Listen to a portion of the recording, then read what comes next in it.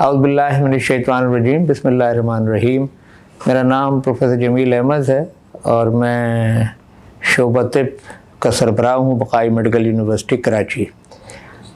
आज जो मैं आपसे मुखातिब हूँ वो ज़ियाबतीस के आलमी दिन के हवाले से, और ज़ाहिर है जो बीमारियाँ बढ़ती रहती हैं और जो बढ़ रही हैं उसी के हवाले से ज़्यादा बातें की जाती हैं।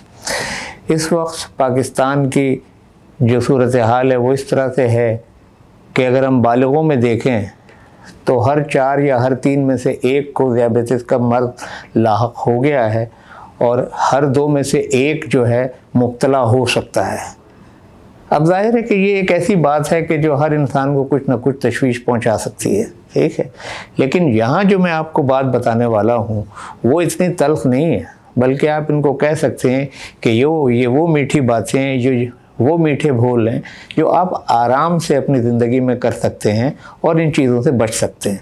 मिसाल के तौर पे हम अब तहक़ीक़ ने साबित किया है कि जो आम तौर पे खाना जो बालिग़ लोग खा रहे हैं वो मक़दार गलत तयन की गई है। साबित ये हुआ कि अगर हमारा खाना जो इस वक्त हम खा रहे हैं उसका अगर निस्फ़ हो या 1/3 हो तो हमें ज़्यादातर बीमारियां नहीं हो सकती, क्योंकि मोटापा नहीं होगा जो कि तमाम बीमारियों की जड़ है और ज़ियाबतीस सर फ़हरिस्त है, और उसके बाद साथ साथ दिल की बीमारियां। अच्छा, अब ये बात तो शुरू से ही सबको पता है, ठीक है। और 1400 साल पहले हमें तो हुक्म दिया गया था कि आप अपने पेट को सिर्फ 1/3 ग़िज़ा से भरें। अब जदीद तहक़ीक़ की बात सुन लीजिए, उन्होंने साबित कर दिया कि अगर खाना 1/3 खाया जाए तो ज़ियाबतीस का मर्ज़ ख़त्म हो जाएगा। और ये उन पर तहक़ीक़ हुई है जिनको ज़ियाबतीस का मर्ज़ था। लेकिन जो बातें, जो मीठे बोल मैं बताने वाला हूँ ये वो हैं कि अगर हमारे यहाँ का नौजवान या जवान या अधेड़ उम्र का बालिग़ अगर इस पर अमल करेगा तो वो इस मर्ज़ से बच सकता है। और वो ये है कि सबसे पहले पैदल चलना अपनी आदत बना लीजिए आदत। और इस वक्त जो सामने चीज़ निकल कर आई है वो ये कि जो शख्स 8 से 10 हज़ार कदम रोज़ाना चलता है उसको ज़ियाबतीस का मर्ज़ नहीं होता, और अगर उसको ज़ियाबतीस का मर्ज़ है तो बहुत जल्द वो आहिस्ता उससे छुटकारा दवाओं से हासिल कर सकता है। इसका तरीक़ाकार क्या होगा? बड़ा आसान है, ठीक है।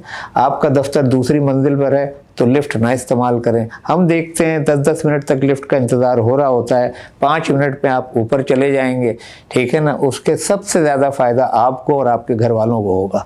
आपको फ़ायदा ये है कि आपको बीमारी नहीं होगी या बीमारी बेहतर हो जाएगी, घर वालों की फ़िक्रें आपकी तरफ से कम हो जाएंगी। आपको जनाब जाना है सौदा लेने के लिए, 1-1.5 किलोमीटर पे दुकान है, पैदल चले जाइए वहाँ पे, ना गाड़ी का इस्तेमाल करें ना मोटरसाइकिल का इस्तेमाल करें। हाँ, अगर आप साइकिल चलाते हैं तो वो आपका मसला हल हो गया। साइकिल चलाने वालों को तो वैसे ही बीमारियाँ कम होती हैं। अब खाने पर आ जाइए। सबसे बुनियादी चीज़ ये है कि खाना कम खाएं, जो मैंने अभी बताया है आपको। आप अपनी मक़दार को कम कर दें। आप पूरी दिन में 5 रोटियाँ खाते थे, 2 रोटियाँ कर दें। आप ऐसे खाने ना खाएं जो आपके जिस्म में ताकत बहुत ज़्यादा पहुंचा दे बड़ी तेज़ी से, जैसे फलों के रस हैं, मशरूबात हैं, ठीक है, बहुत ज़्यादा मुरक्कन ग़िज़ाएँ हैं, ठीक है। तो आप जो कुदरती तेल है उसमें के बने हुए खाने इस्तेमाल करें। आप ताज़ा फल इस्तेमाल करें।